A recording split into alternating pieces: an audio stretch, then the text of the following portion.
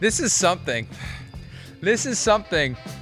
Tom Brady is the showcase of the Week 1, 4:25 p.m. Eastern game on Fox. Not the teams. You have to go down to the very bottom and get out a magnifying glass to see who the two teams are. It's Dallas at Cleveland, America's game of the week, as they like to call it, as if they speak on behalf of all of America. I think Sunday Night Football might have something to say about it. We don't know what the game is yet, but I have a feeling it's a great one, Week 1. Dallas at Cleveland, Tom Brady's broadcast debut. And it's just so funny. And the reason I push back, I'm just not a big fan of the fawning. Like, when somebody gets to the point where everyone is fawning all over the guy nonstop and he can do no wrong, it's like somebody's got to be the conscience here, and somebody's got to say he's human. He's not a deity. He wasn't handed down from on high. He's still a man. Let's not go overboard. And I hope they never do that to Patrick Mahomes, because I'll probably be one of the ones saying maybe he was handed down from on high. But it's just too much. It's too much. And this is too much. And this is the kind of thing where... Is it too much, or is it just because of the fact that he publicizes himself all the time and makes it too much? That's, to me, the problem. Everywhere he goes, he's got to make a video of himself and like, hey, I'm here. Hey, I'm in this city. Hey, I'm in that city.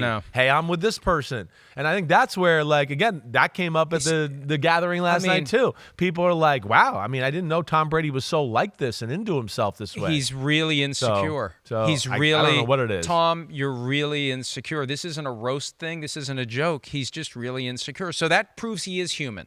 He is human. Because if he was some, special being crafted by the gods and given to us mere mortals, he would have said, hey, don't send that out. It's not about me. It's about the Browns and the Cowboys. It's about football. It's not the Tom Brady show featuring football. It's football, and I'm just going to be one of the guys in the booth. And the problem is, if nationally, if the fans have that kind of moment where I kind of am, like it's a little much, think of how he's going to get destroyed. Anything he says, a syllable off, a fact that's wrong, he's going to be criticized. No matter what he says, no matter what he does, he's going to be criticized relentlessly in this job. So I would want to, it's just human nature for people to say, man, enough with this guy already. Enough. He is not football. He is a football player. He's a guy who's going to be a broadcaster. Can we just back off of this, please? But I don't know whether it's his way of dealing. I'm trying to, look, I understand. Yeah. And it's somewhat endearing because he is giving into human emotion. Yeah. But, man, this is what happens when you don't have anyone within your bubble who can say, hey, Tom, you're being a little much here. Tom, you need to dial it back. Well, I think everybody thinks that, but does anybody ever tell him that? I don't know. This is That's where, the problem. Right. You and I have somebody like, if I called my wife yesterday after the show. Right. And I said, hey, did you watch the show? She said, your shirt was a mess. But you need somebody who will tell you your shirt's a mess. Yeah, right. I think my shirt's a mess today. You look good. You're all right. But I hear you there, right? It is listen, it's a big deal. I don't know if we've ever had this, right? It's odd, first off. There's a big deal in two ways. It's odd. I've never seen a game publicized with the announcer, even with the greatest announcer ever. $37.5 million a year. Well, even with John Madden, they didn't put like a picture of John Madden. They were like, he wouldn't have let them. He never would have let them do it. Probably not. He would have quit if they would have done it. Right. Now, but at the same time, let me just say this. John Madden ain't Tom Brady. Okay. We got to give fairness to the fact that we've never had anybody of this magnitude announce games, right? Fresh out of their career. I don't think.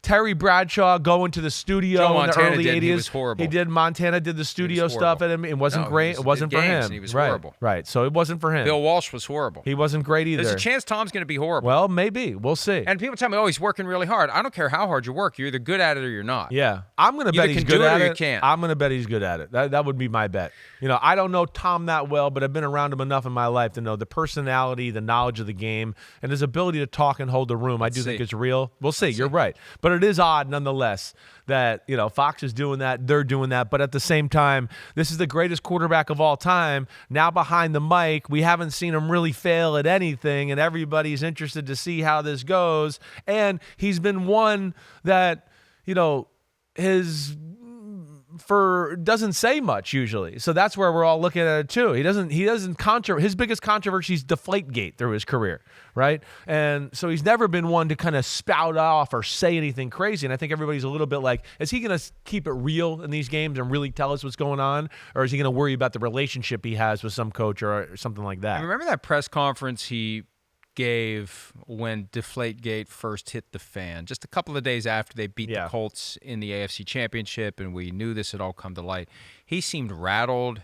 He tried to say, this isn't ISIS, if I remember that one. This isn't ISIS. It's not that serious. Tom, I did this, but it's not ISIS. Tom, serious. Are you a cheater? I don't think I am. Right. Oh, it's like, what the hell kind of response is that? You either are or you aren't. Yeah. Yes or no. Yeah. There's no, I don't think I am. Right.